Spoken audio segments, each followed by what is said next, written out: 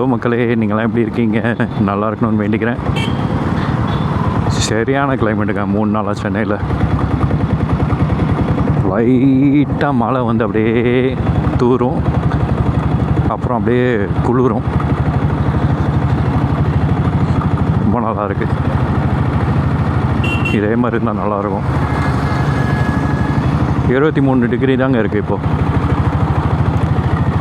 காலையில் வந்து 10:30 மணி ஆகுது, 23 டிகிரி. பார்த்துக்கோங்க எப்படி இருக்குன்னு. ஸோ இன்றைக்கி வந்து நம்ம டேங்க் ஃபில் பண்ண போகிறோம். நம்ம டபுள் கோர் சைலன்சர் போட்டோம்ல, போட்டு 400 கிலோமீட்டர் தாண்டி ஓட்டியாச்சு. அதுதான் வந்து நம்ம ஃபில் பண்ணி பார்க்க போகிறோம். கிலோமீட்டர் பார்த்திங்கன்னா 11,261 கிலோமீட்டர் ஓடி இருக்குது.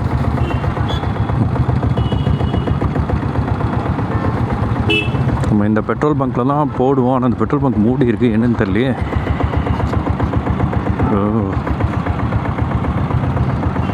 ஏதோ மெயின்டெனன்ஸ் ஒர்க்குன்னு நினைக்கிறேங்க. ஆஹா, ஒரே பெட்ரோல் பங்க்கில் போட்டால் தான் நம்மளுக்கு கரெக்டாக வரும். சரி, ஓகே, இன்னொரு பாரத்தில் போய் பார்ப்போம். இன்றைக்கி வந்து புது மைக்கும் வந்து மாட்டியிருக்காங்க. ஸோ இந்த மைக் எப்படி இருக்குன்னு கமெண்ட்டில் சொல்லுங்கள். இந்த மைக்கில் எனக்கு தெரிஞ்சு நல்லாவே வண்டி சவுண்டும் கேட்கும், வெளியில் இருக்க அந்த மற்ற வண்டி சவுண்டும் நல்லாவே கேட்கும், என் வாய்ஸும் கேட்கும். ஸோ அந்த மாதிரி ஒரு புது மைக் ஒன்று வாங்கி மாட்டியிருக்கு. இந்த பெட்ரோல் பங்க்கில் போட்டு பார்க்கலாம்.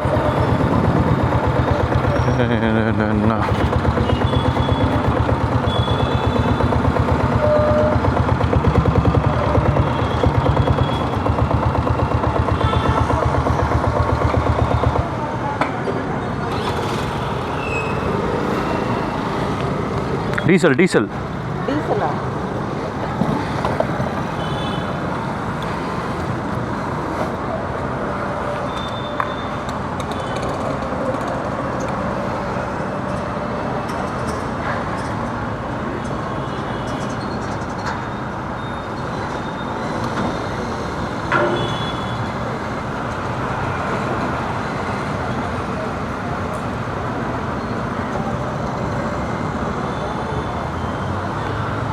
போதும்.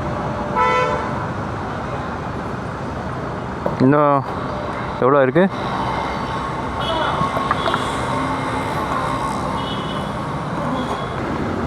போட்டேன். 7.22 7.22.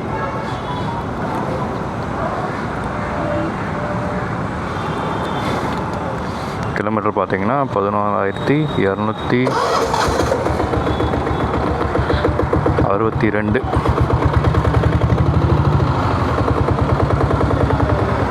அதே மாதிரி சைட் ஸ்டாண்ட் தான் போட்டோம், ஆனால் அந்த பெட்ரோல் பங்க்கு வந்து வேறு, இது வேறு. அதனால் டிஃப்ரென்ஸ் எவ்வளோ வருதுன்னு தெரியல, பார்ப்போம். 11,262 மைனஸ் 10,814, 448 கிலோமீட்டர் ஓடி இருக்குது. Divided by 7, 64. போன வாட்டி பார்த்தீங்கன்னா 60 கொடுத்தது, இப்போ வந்து 64 கொடுத்துருக்கு. 64 சேம். அதே மாதிரி ஃபுல்லாக தான் போட்டோம், 64 கொடுத்துருக்கு.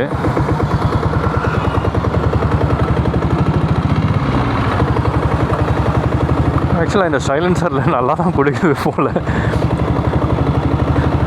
64 கொடுத்துருக்குங்க, பரவாயில்லைங்க. 4 கிலோமீட்டர் இன்க்ரீஸ் ஆகிருக்கு போன வாட்டிக்கும் இந்த வாட்டிக்கும் கம்பேர் பண்ணும்போது. ஆனால் அந்த பெட்ரோல் பங்க்கில் பார்த்தீங்களா, நம்மளுக்கு வந்து பெட்ரோல் போட்டிருப்பாங்க. நல்ல வேலை பார்த்தேன், ஏதோ ஒரு பழகிடுச்சு. நம்ம இப்போ ஃபுல்லாகவே வந்து டீசல் வண்டி தான். காரும் பார்த்திங்கன்னா டீசல் தான், பைக்கும் பார்த்தோம் டீசல் தான். அதனால் டீசல் வண்டியை ஓட்டுறதுனால அந்த பெட்ரோல்னு வந்தோடனே நம்ம வந்து அப்படியே ஆட்டோமேட்டிக்காக கை வந்து ஸ்டாப் பண்ணிடுது.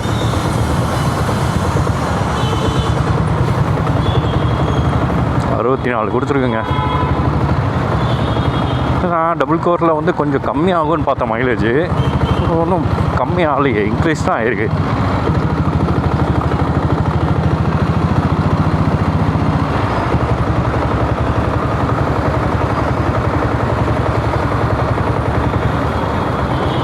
அதனால் என்ன பண்ண போகிறோன்னா டபுள் கோரே வச்சுக்க போகிறோம். பாருங்கள், ஆக்சுவலாக நான் வந்து என்ன நினச்சேன்னா, டபுள் கோரில் வந்து மைலேஜ் வந்து கம்மியாக தந்ததுன்னா அதை செகண்ட் ஹேண்டில் விற்றுட்டு நம்ம ஓப்பன் கோர் சைலன்சரே வந்து போட்டுடலான்னு பார்த்தா இதுவே வந்து நல்லா தாங்க தருது.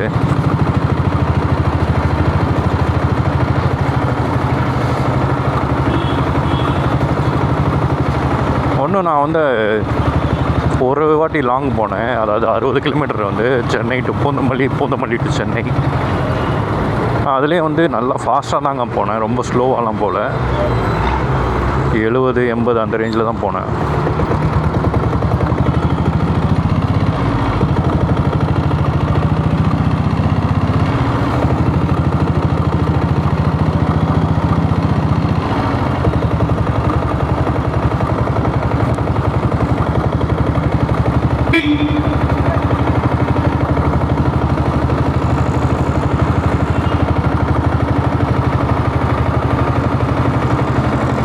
செம்ம சந்தோஷமாக இருக்குது.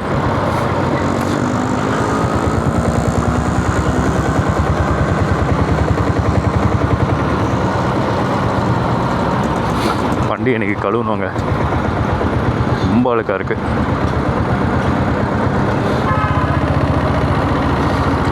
ஆனால் எனக்கு தெரிஞ்சு ஓப்பன் கோரில் வந்து உங்களுக்கு டாப் ஸ்பீடு இன்னும் அதிகமாக போகணும் அப்படின்னு நினைக்கிறேன். ஏன்னா ஓப்பன் கோரில் நான் வந்து அந்த மறைமலை நகர் வரைக்கும் போகும்போது அந்த வீடியோ பார்த்துட்டிங்கன்னா தெரியும், 80 கிலோமீட்டர் வந்து கொஞ்சம் ஈஸியாக போன மாதிரி இருந்தது. ஆனால் வந்து அதே வந்து நான் பூந்தமல்லிக்கு அவுட்டர் ரிங் ரோடு வெளியே போகும்போது கொஞ்சம் கஷ்டப்பட்டு தான் மேலே ஏறின மாதிரி இருந்தது. ஸோ அதனால் எனக்கு தெரிஞ்சு இந்த ஓப்பன் கோரில் கொஞ்சம் டாப் ஸ்பீடு போகும், ஆனால் வைப்ரேஷன் அதிகமாக இருக்கும்னு நினைக்கிறேன். ஆனால் இந்த டபுள் கோரில் வந்து உங்களுக்கு வைப்ரேஷன் கம்மியாக இருக்குது. அதுக்கப்புறம் டாப் ஸ்பீடும் வந்து கொஞ்சம் கம்மியாக போகுது. ஸோ டாப் ஸ்பீடு வந்து ரொம்ப கம்மிலாம் இல்லை, ஒரு 3 கிலோமீட்டர் 4 கிலோமீட்டர் கம்மியாக போகுது. அது ஒன்றும் பெரிய விஷயம் இல்லை எனக்கு.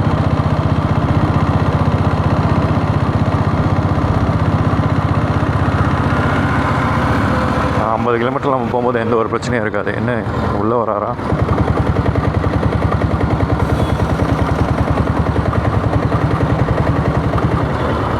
இந்த மைக் பார்த்திங்கன்னா வந்து டிஜே ஆஸ்மோ ஆக்ஷனுக்கு வர அதே வந்து டிஜே மைக் மினியில் பார்த்தீங்கன்னா இது ஒயர்லெஸ் மைக்கு. இது டேரெக்டாக வந்து நீங்கள் வந்து உங்கள் ஆஸ்மோ ஆக்ஷனில் வந்து கனெக்ட் பண்ணிக்கலாம் ஒயர்லெஸ்ஸாகவே. ஸோ ரொம்ப ஈஸியான கனெக்ஷன் தான். ஒரு 3 மணி நேரம் இந்த மைக்கோட பேக்கப் இருக்கும். ஸோ அதுக்கப்புறம் 1 ஹவர் சார்ஜ் போட்டால் திரும்பி இன்னொரு 3 ஹவர் நீங்கள் எடுத்துக்கலாம். ஸோ அந்த மாதிரி தான் இது. ஆக்சுவலாக இன்னும் கூட நம்ம வந்து இந்த அவுட்டர் நாய்ஸ்லாம் கம்மி பண்ணோன்னா நம்ம இன்னும் கொஞ்சம் செட்டிங்ஸை மாற்றினா இன்னும் கொஞ்சம் கம்மியாகும்.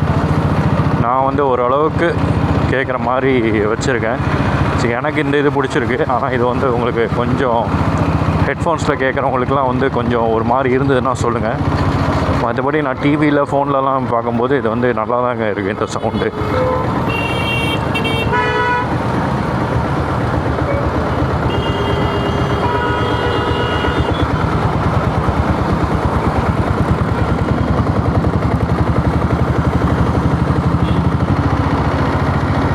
கேம்ப் ரோடு வந்துட்டோம்.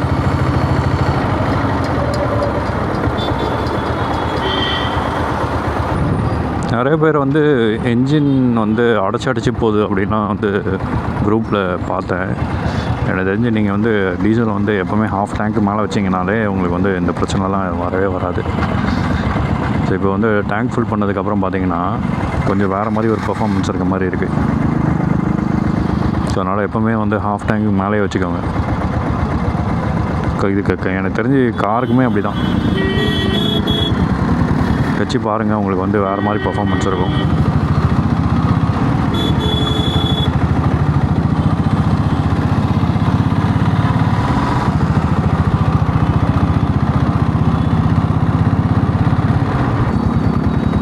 ஓகே மக்களே, இந்த வீடியோ பிடிச்சிருந்ததுன்னா உங்களுக்கு என்ன பண்ணணும்னு தெரியும். தேங்க்யூ ஸோ மச் ஃபார் வாட்சிங். இதே மாதிரி இன்னொரு வீடியோவில் உங்களை சந்திக்கிறேன். அது வரைக்கும் டாட்டா, பபாய்.